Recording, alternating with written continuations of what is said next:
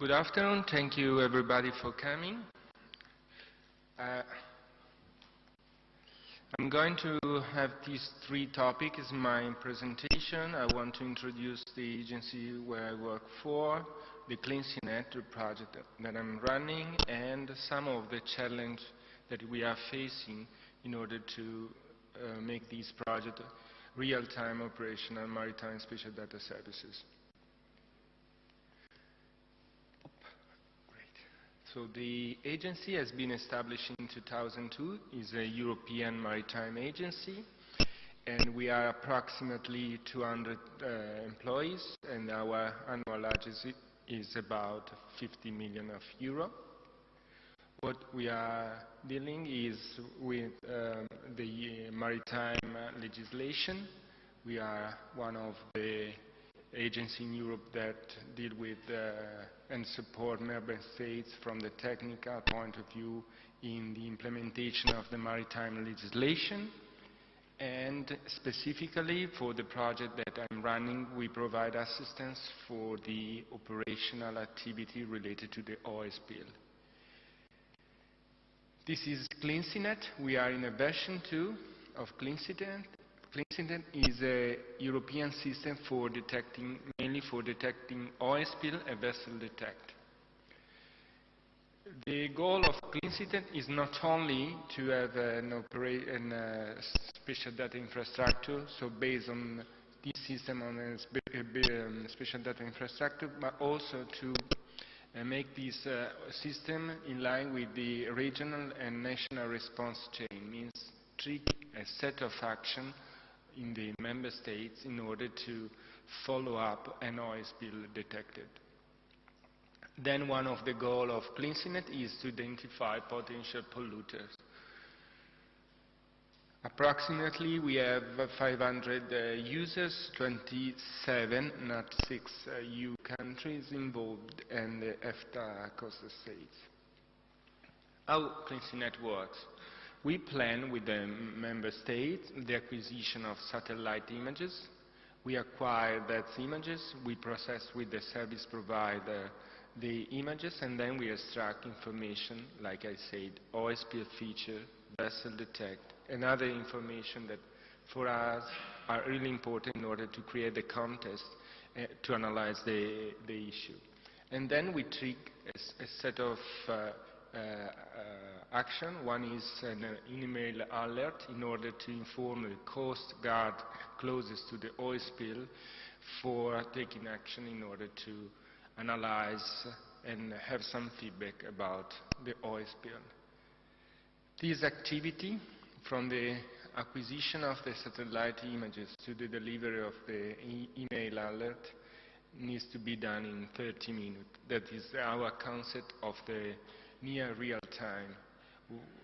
After 30 minutes, we have also to be able to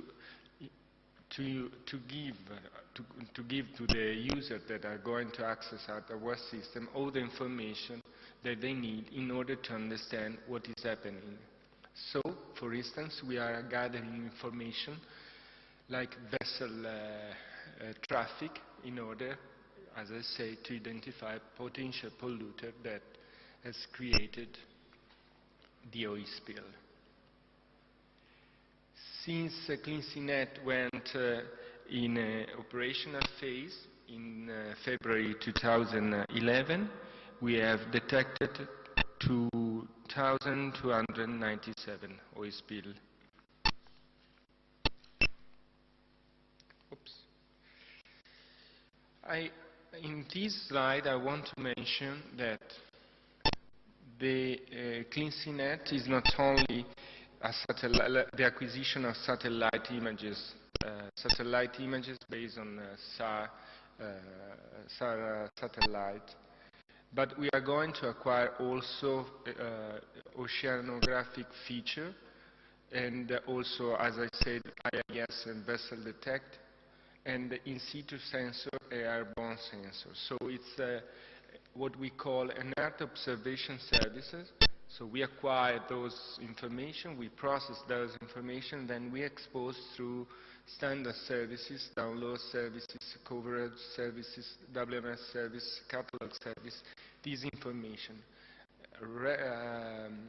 Currently we are an application, a client, for what we call vessel and OSP CleanSeaNet client, but we are going to implement a set of different clients. For example, recently European Commission asked also to monitor platforms, and what we are going to think about is also to expose these services for other third party in order to them to create their own business, implement their own use cases. So if you are interested in one of those information, let's have a talk.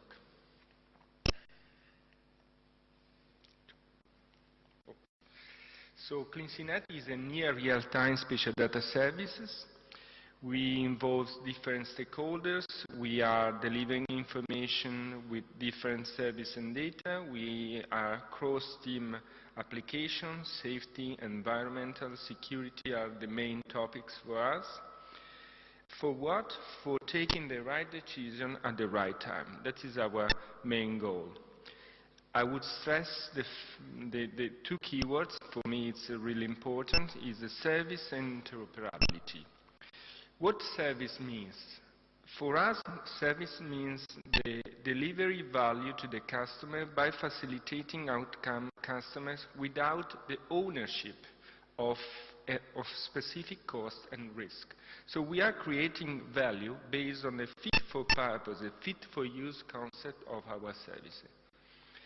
And that's a number of actions for us. We are changing our organization in order to fulfill this kind of requirement. Now I'm going to say how we are going to implement an interoperability system.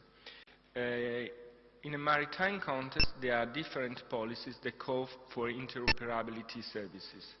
The first four are the main drivers for us in order to implement a maritime interoperability services. But what we are discovering recently is, while we are covered from the legal point of view in terms of interoperability, while we are covered from the technical point of view because we have a number of very good applications that help us to implement from the technical point of view and interoperability services, we are not yet covered from the organizational point of view. So what we had in the past was to build a silos application. Based on some legislative act, we implemented different applications. Now we are changing our organization in order to create a service-oriented organization, and that has a huge impact in our daily activity. From the semantic point of view, interoperability for us is very important. We are working in Inspire, we are working in OGC, but on the other hand, for instance, these two contexts for us right now implies a lot of cost, a lot of time. So I would say one of the consequences of this approach based on standardization is that we have to be guided in order to reduce as much as possible our cost, and we are duplicating our effort in different contexts. Here there is a list of the daily issues that we have to take into account from the technical point of view. I don't want to go in detail in each of them, but it's quite, I would say, common issue that in each of the interoperability application needs to be taken into account. So, here the question. What does it mean to create a near real-time operational service? We used to receive an answer. It's a matter of implementation. If you want to have a very high performance, very huge, high quality in terms of availability, capacity, it's a matter of implementation. we discovered that for sure it's a matter of implementation. Good and a very, I would say, tested solution provided by the technical providers are essential in order to fulfill this requirement in real time. But it's not only a problem of the implementation. It's also an issue regarding the paradigm that we have implemented in order to build a spatial data infrastructure. What we are facing is to move the, I would say, the well-known paradigm based on publish, find, bind mechanisms, so the get operation, get capabilities, get map, and whatever, to a different paradigm based on the push information. When an event occurs, a noise bill is triggered, we are going to set a number of actions based on a push mechanism in order to reduce as much as possible the delay of the architecture by their nature causes. So the next, we are involved in interoperability semantic activity for oil spill vessel detector. We are working with the thematic group in order to promote our needs in terms of information to include in the thematic team. And also we are working with the engineering report in order to make available our requirements in terms of quality, mainly in terms of quality of service. Thank you, everybody.